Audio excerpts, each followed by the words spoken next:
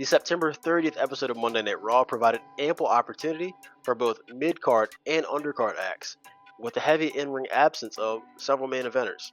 On this week's episode of the Bryan Breakdown, I'll be discussing Punk and Drew's face-off, Sami finally getting his challenge accepted by Gunther, and the last Monster Standing match. Also, while you're here, be sure to follow us on Threads where we cover wrestling shows live. McIntyre and Punk met in the ring to have a chat before the Hell in a Cell encounter, partitioned by the security and the ineffectual Adam Pearce. Surprisingly though, not a punch was thrown despite the security being a collection of the least physically imposing men Pearce could have found. The segment was well crafted, including an epic closing line by Punk stating that Drew would be praying to him, and even down to the visuals. The stark contrast between Drew in the black tux and Punk in his all-white street attire. I had flashbacks to Andrew Garfield's black suit in Spider-Man 3, and in the segment, color was used to the same effect. This was explained as a psychological move by Drew to mourn for Punk's wife, but also to celebrate vanquishing Punk. Subtle touches such as attire and other details make this WWE's hottest current feud. Given the landscape of Raw, I had Punk prevailing over Drew this Saturday, and potentially challenging Gunther in the near future.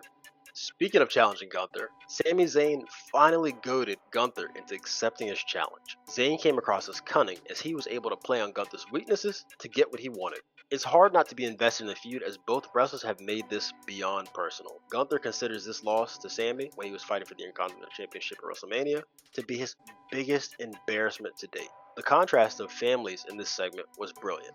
Side note, it actually looked like Gunther's dad calling Sami a bum stung. Sami locked in on Gunther's father wound, saying that he had already proven to his father that he was a loser.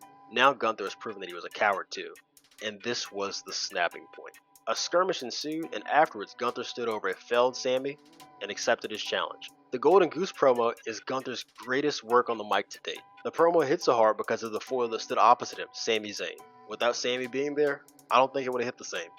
Later in the main event, Bronson Reed and Braun Strowman was every bit of the Demolition Derby that we thought it would be. The match played to both men's strengths and had plenty of great spots, my personal favorite being Reed's Death Valley driver through the table. The second barricade destruction spot was pretty innovative. I don't think I've ever seen that before. The fans in the immediate area crouched like they were on a tornado drill was the icing on the cake. The low light of the match was the 20 men outside of the ring waiting for Strowman to jump on them. A match with two men this size would not be complete without a customary suplex ring implosion spot, which we got. Seth Rollins' return to thunderous cries gave Bronson the receipt for his August attack that put him out of commission in the form of a curb stomp on the steel steps. This handed Braun Strowman the win.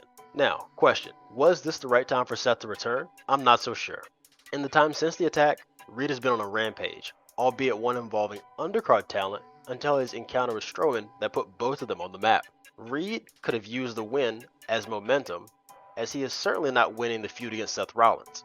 On the other hand, what's next for him after this tarnished victory? Braun.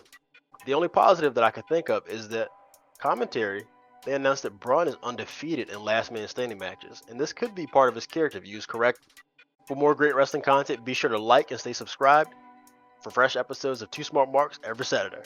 I'll see you then.